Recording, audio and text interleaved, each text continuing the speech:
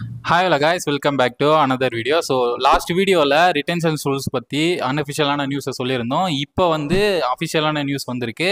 அது என்னெல்லாம் இருக்க போகுது அப்படின்றத வந்து இந்த வீடியோக்குள்ளே டிஸ்கஸ் பண்ணலாம். ஸோ இந்த எபிசோடோட name and cricket.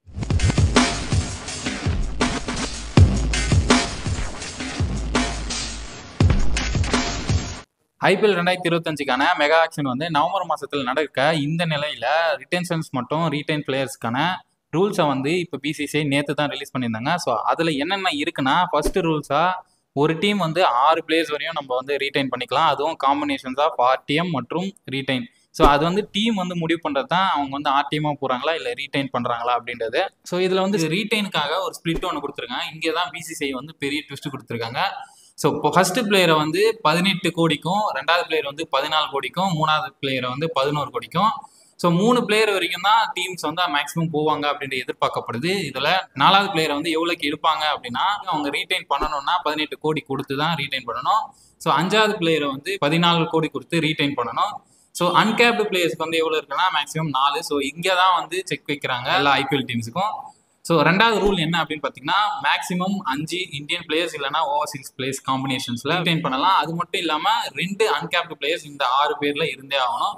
So maximum எப்படி இருக்கணும்னா 4 இந்தியன் பிளேயர் போவாங்க, 2 அன்கேப்டு பிளேயர் போவாங்க. இல்லைனா 5 பேர் வந்து இந்தியனும் ஒருத்தர் வந்து அன்கேப்டு பிளேயரும் அப்படின்ற லிஸ்ட்டில் போவாங்க. ஸோ ரீட்டைன் பண்ணுறாங்க அப்படின்னு பொறுத்தல ஃபர்ஸ்ட் 3 பேர் மட்டும்தான் ரீட்டைன் பண்ணுறதுக்கான இப்போதைக்கு வாய்ப்பு. மீதி எல்லாமே ஆர்டிஎம்க்கு தான் போவாங்க ஆக்ஷன்ஸில். ஸோ 3வது ரூல் என்ன அப்படி போட்டிருக்காங்க பார்த்தீங்கன்னா, ஒரு டீமுக்கு 120 கோடி தான். ஸோ இந்த ஆண்டுகளை 130 கோடி கிட்ட அவங்க வந்து செலவு பண்ணுறதா, அதாவது ஃபர்ஸ்ட் ப்ரைஸ் ப்ளஸ் அந்த பெர்ஃபார்மன்ஸ் பேஸ்டு வச்சு அவங்க வந்து இன்க்ரிமெண்ட் அந்த இதுக்கும் இவங்களே செலவு பண்ணுறதுக்காக சொல்லியிருக்காங்க.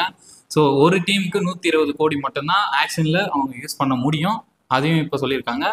ஸோ அடுத்ததான் என்ன அப்படின்னு பார்த்தீங்கன்னா, மேட்ச் ஃபீஸ் வந்து இன்ட்ரடியூஸ் பண்ணியிருக்காங்க. ஸோ இது வந்து ஐபிஎல் ஹிஸ்ட்ரியிலேயே ஃபர்ஸ்ட் டைமாக மேட்ச் ஃபீஸ் வந்து இன்ட்ரடியூஸ் பண்ணியிருக்காங்க.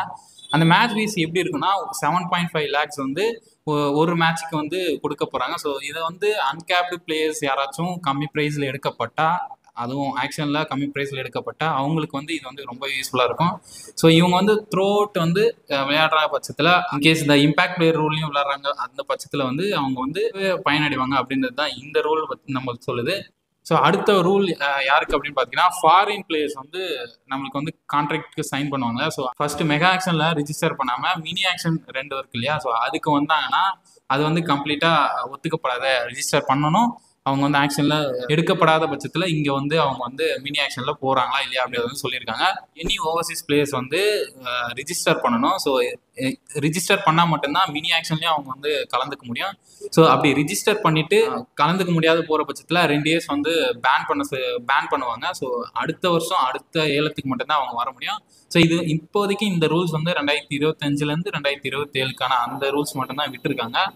ஓகே, இப்போ 7th ரூல் வந்து பார்த்தீங்கன்னா, இது வந்து முக்கியமாக சிஎஸ்கேக்கு வந்து ரொம்பவே யூஸ்ஃபுல்லாக இருக்கும். இனி கேப்டு பிளேயர்ஸ் ஒரு 5 வருஷத்துக்கு இந்தியன் கிரிக்கெட் டீம்லையும் விளையாடாமல், ஸோ எந்த ஒரு டீம்ஸ்லையும் விளையாடாமல், எந்த ஒரு சென்ட்ரல் கான்ட்ராக்டும் இல்லாமல் இருக்காங்களோ அவங்கள வந்து அன்கேப்டு பிளேயர் லிஸ்ட்டில் சேர்க்கலாம். ஸோ இது வந்து இந்த ரூல் வந்து 2009 இருந்தது.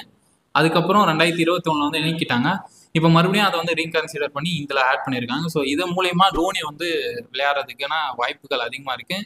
ஸோ டோனி வந்து அன்கேப்டு பிளேயர் லிஸ்ட்டில் வந்து ரீட்டைன் பண்ணுற பட்சத்தில் அவர் வந்து ஒரு 12th இல்லை 13th பர்சனாக தான் டீமில் இருக்க போகிறாரு. ஸோ முக்கியமாக சிஎஸ்கே வந்து ஒரு விக்கெட் கீப்பரை வந்து தேடி போய் ஆகும் இந்த ஆக்ஷனில். அதுதான் அவங்களோட ஆக்ஷன் ஸ்ட்ராட்டஜியாக இருக்க போகுது. ஸோ கடைசி ரூல் என்ன அப்படின்னு பார்த்தீங்கன்னா, இம்பேக்ட் பிளேயர் வந்து 2025லேருந்து 2027 வரைக்கும் தான் செல்லுபடியாகும். அதையும் வந்து சொல்லியிருக்காங்க. ஸோ இந்த ரீடென்ஷன்ஸ்க்கான ரூல்ஸ் வந்து வெளியிட்டதுனால, ஸோ இந்த ஐபிஎல் டீம்ஸ்லாம் எந்தெந்த பிளேயர்ஸை வச்சுப்பாங்க, எந்தெந்த பிளேயர்ஸை ரிலீஸ் பண்ணுவாங்க அப்படின்றத வந்து நெக்ஸ்ட் வர 2 மாதத்தில் வந்து அவங்க வந்து சொல்ல வாய்ப்பு இருக்குது. ஸோ அதை வந்து உங்களுக்கு உடனே அப்டேட் பண்ணுறதுக்காக இந்த சேனலில் வந்து வீடியோவை போடுறேன். ஸோ அடுத்த வீடியோவில் பார்க்கலாம். அண்டில் தென் பாய்.